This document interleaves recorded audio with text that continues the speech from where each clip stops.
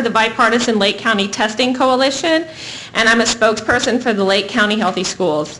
Last week, the FSA rolled out, and senators described it as, quote, nothing less than a disaster for school districts and students across the state. And also, superintendents called it a catastrophic meltdown. The validity and accuracy of the FSA is highly questionable. SB 1642 has held districts harmless during the 2014-15 school year. Teachers have a hold harmless during this year because the test is neither reliable nor valid during this baseline year.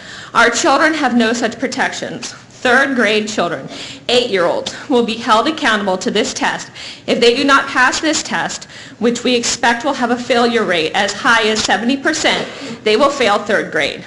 With a failure rate that high, no matter how they shift the curve, it is very likely that this test will fail top children and pass kids who don't read on grade level.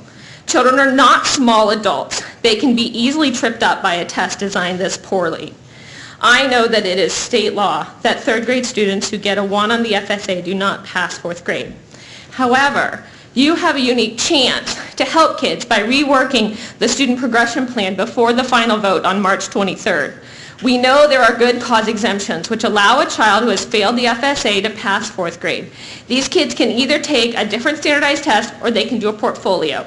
I have a packet for you all with a chart showing that children in Marion County who failed the test in 2013 had 2.5 times better chance to get to fourth grade than our own kids in Lake County. What's the big difference between these counties? We live right next to each other. It is how we handle the portfolio option. 6% of kids in Lake County passed the portfolio, while 77% passed in Marion. That amounts to 16 kids in Lake County out of 250 in Lake County. Our portfolio is too stringent. It's broken. We use a portfolio which is nothing but a test of tests. And educators tell me that it is next to impossible to get kids to pass it. This is not what the legislature intended when they created this portfolio option. Our county has removed section S1008.256C from the portfolio in our progression plan. Districts that have included this statute in their progression plans have a much higher rate of passing children to fourth grade because they can effectively use the portfolio. Essentially, the teacher and the principal, real people, decide if the child is on reading level based on a true student portfolio of the student's classwork, grades, IEP, etc. And together they make a decision about retention. On top of this problem, our progression plan mandates summer school to complete the portfolio. That makes no sense at all for kids who have already proven they can read.